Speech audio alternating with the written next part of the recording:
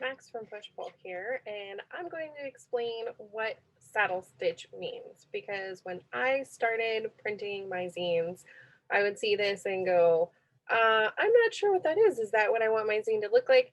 And it's a funny thing because it actually means two different things. One is an actual stitch and one isn't at all. And that's the most common one. So we're going to talk about that first. So the most common thing that a saddle stitch refers to is actually staples. So we're talking about the staples that go along the spine and through the center. And I will show you how to use a long arm stapler to get that perfect. Now, the second thing that a saddle stitch refers to is the original thing, and it is actually a stitch. So that is a stitch that goes along the spine. See, there's a little knot there, stitch, and then the center of your book has a stitch in it. They're both great ways to bind your zines, and they're both called saddle stitch. So let's take a look at how we can actually do that. So for this demonstration, I'm going to use some cardstock scraps for my blank cover and some printer weight green paper scraps. And the first thing we're going to do is fold this in half. And I'm going to use a bone folder. Looks like this. It's not really made of bone, it's plastic. But that will help my fold to look nice. So, fold there. And then I'm going to fold my pages. So I'm actually just going to use a couple of these, fold those in half. I always start in the middle and then out to the sides. So pages there. And the next thing you need is a long arm stapler. So this is long arm stapler, called such because it has a really long arm. And this we're going to move so that the distance between the plate indentation right there and the edge of here is halfway. So our spine, where our paper is folded, we want to hit right there. And we want the outside of the spine to be what's on top. Some long arm staplers have measurements right here. This one doesn't. So I kind of just adjust it until it looks like it's about right there.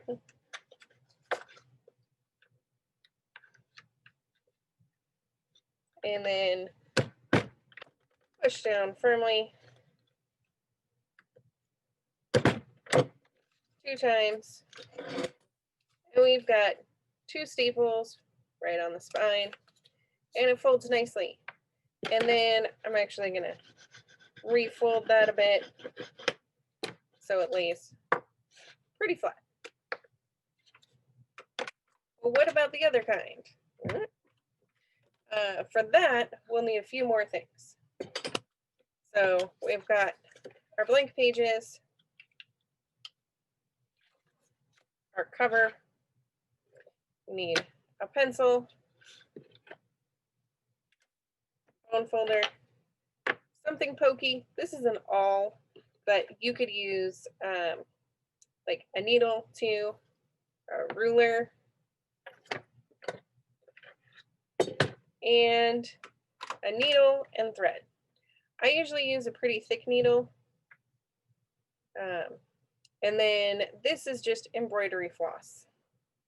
You could get something fancier, but embroidery floss will do just fine. So we're going to start out with folding.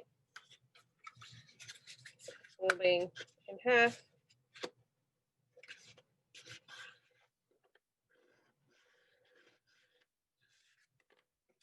And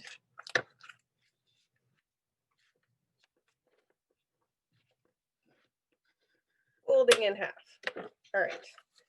Well, now we need to figure out where is the halfway point along this.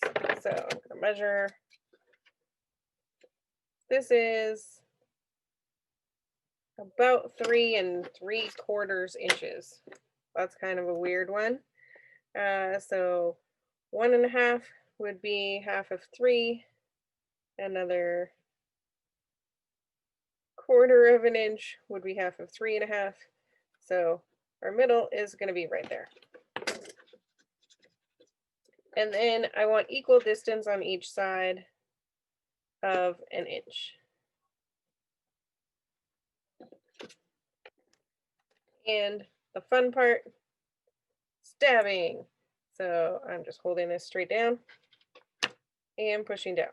Now, if you don't have a workbench like me, you want to make sure that you're working on something you don't mind getting little holes stabbed into, like some cardboard or a scrap piece of wood.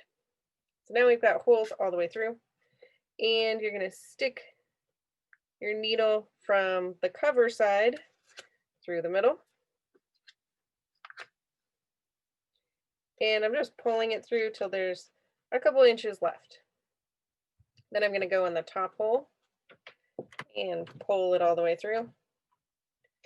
And now my needle's on the back. I'm skipping this middle hole, and I'm going to go all the way to the bottom.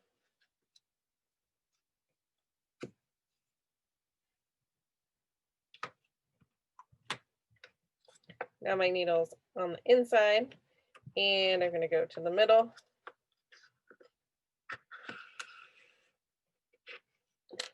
And I pulled my needle right off my thread. So I'm going to pull these two ends really tight.